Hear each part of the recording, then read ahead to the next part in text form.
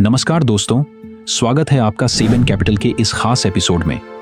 आज हम आपको लेकर चलेंगे भारत के सबसे बड़े कॉरपोरेट विवाद की कहानी, रिलायंस इंडस्ट्रीज फ्यूड। ये कहानी सिर्फ व्यापार की नहीं, बल्कि परिवार, संघर्ष और सफलताओं की भी है। इसमें हम समझेंगे कि कैसे धीरूभाई अंबानी के एक छोटे से सपने ने रिलायंस इंडस्ट्रीज को एक ग्लोबल पावर हाउस बना दिया, और फिर कैसे उनके दो बेटों मुकेश अंबानी और अनिल अंबानी के बीच का संघर्ष इस विशाल साम्राज्य को दो हिस्सों में बांट गया। तो चलिए इस दिलचस्प सफर की शुरुआत करते हैं। रिलायंस की कहानी की शुरुआत होती है 1932 में, जब धीरूभाई अंबानी का जन्म हुआ। वे गुजरात के एक छोटे से गांव चोरवाड़ में पले बढ़े। उनकी पारिवारिक आर्थिक स्थिति बहुत साधारण थी और शिक्षा भी ज्यादा नहीं हुई थी, लेकिन उनकी सोच हमेशा बड़ी थी। शुरुआती दिनों में उन्होंने पेट्रोल पंप पर काम किया और फिर यमन चले गए, जहां उन्होंने व्यापार की बारीकियां सीखी। जब वे भारत लौटे तो उन्होंने 1966 में रिलायंस कमर्शियल कॉरपोरेशन की नींव रखी। ये कंपनी पॉलिएस्टर यार्न का व्यापार करती थी। धीरे धीरे उन्होंने अपने कारोबार को पेट्रोकेमिकल्स और रिफाइनिंग में विस्तार किया। उनके विजन का हिस्सा था हर भारतीय को सस्ती और बेहतर चीजें उपलब्ध कराना, और उन्होंने इसी सोच के साथ रिलायंस को भारत की सबसे बड़ी कंपनियों में से एक बना दिया। लेकिन धीरूभाई की सबसे बड़ी कामयाबी सिर्फ यहीं तक सीमित नहीं थी। उन्होंने भारत में पहली बार बड़े पैमाने पर इक्विटी कल्चर को बढ़ावा दिया। उन्होंने रिलायंस के शेयर आम जनता तक पहुंचाए, जिससे लाखों निवेशक कंपनी के हिस्सेदार बन सके। उनके इस कदम ने भारतीय शेयर मार्केट को एक नई दिशा दी और रिलायंस का नाम हर घर तक पहुंचाया। 1980 के दशक तक रिलायंस इंडस्ट्रीज तेजी से बढ़ रही थी। इस समय धीरूभाई अंबानी के दोनों बेटे मुकेश अंबानी और अनिल अंबानी भी कारोबार में शामिल हो चुके थे। मुकेश तकनीकी और पेट्रोकेमिकल्स की जिम्मेदारी संभाल रहे थे, जबकि अनिल फाइनेंशियल सर्विसेज और विदेशी कारोबार की देखरेख कर रहे थे। दोनों भाई धीरूभाई के नेतृत्व में रिलायंस को नई ऊंचाइयों पर ले जा रहे थे। कंपनी ने पेट्रोकेमिकल्स, तेल और गैस और टेलीकॉम जैसे क्षेत्रों में अपनी पकड़ मजबूत की। लेकिन 2002 में जब धीरूभाई अंबानी का निधन हुआ, तो अंबानी परिवार में एक बड़ा मोड़ आया। धीरूभाई ने अपनी संपत्ति का कोई औपचारिक बंटवारा नहीं किया था, जिससे दोनों भाइयों के बीच नेतृत्व और व्यापारिक रणनीतियों को लेकर मतभेद बढ़ने लगे। 2004 तक परिवार के भीतर तनाव बढ़ने लगा था। मीडिया में भी चर्चाएं हो रही थीं कि अंबानी भाइयों के बीच कुछ सही नहीं चल रहा। आखिरकार 2005 में अंबानी परिवार का विभाजन हुआ। इस विभाजन में धीरूभाई अंबानी की पत्नी कोकिलाबेन अंबानी ने मध्यस्थ की भूमिका निभाई।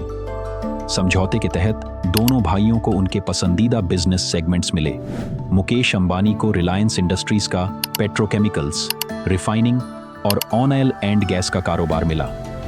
अनिल अंबानी को रिलायंस कम्युनिकेशंस, रिलायंस कैपिटल और रिलायंस पावर का जिम्मा मिला। यह विभाजन भारतीय कॉरपोरेट इतिहास के सबसे चर्चित घटनाक्रमों में से एक था। इस विभाजन के बाद रिलायंस इंडस्ट्रीज के शेयर में अस्थिरता देखी गई और निवेशकों में अनिश्चितता फैल गई।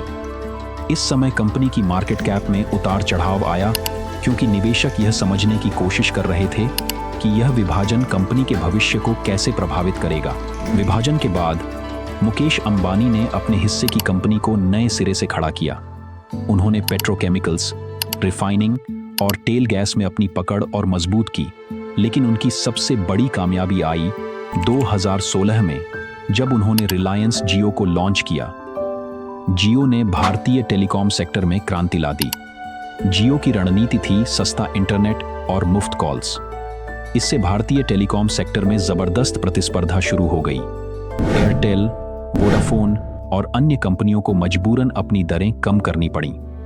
जियो की इस सफलता ने रिलायंस इंडस्ट्रीज को एक नया पंख दिया।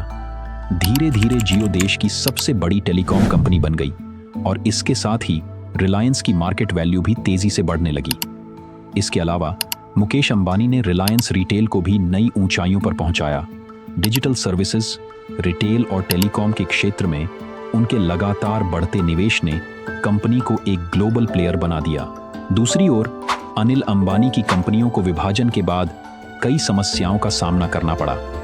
उनका सबसे बड़ा बिजनेस रिलायंस कम्युनिकेशंस था, जो टेलीकॉम सेक्टर में जियो की सफलता के बाद गिरावट की ओर बढ़ने लगा। बढ़ते कर्ज और प्रतिस्पर्धा के कारण रिलायंस कम्युनिकेशंस को भारी नुकसान हुआ और अंततः यह कंपनी दिवालिया हो गई।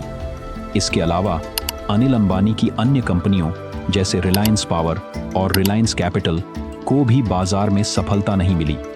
कई वित्तीय चुनौतियों का सामना करने के बाद अनिल अंबानी को अपनी कई कंपनियों के शेयर बेचने पड़े। अब अंबानी परिवार की तीसरी पीढ़ी भी व्यापार में कदम रख चुकी है। मुकेश अंबानी के बच्चे आकाश अंबानी और ईशा अंबानी रिलायंस के महत्वपूर्ण हिस्सों की कमान संभाल रहे हैं। आकाश जियो के चेयरमैन बने हैं और 5G टेक्नोलॉजी के विस्तार पर काम कर रहे हैं, जबकि ईशा अंबानी रिलायंस रिटेल के ई-कॉमर्स और डिजिटल क्षेत्रों में महत्वपूर्ण भूमिका निभा रही हैं। अनिल अंबानी के बच्चे अभी तक बिजनेस में उतनी सक्रिय भूमिका में नहीं आए हैं, लेकिन माना जा रहा है कि वे भी जल्द ही अपने पिता की कंपनियों को संभालने के लिए तैयार होंगे।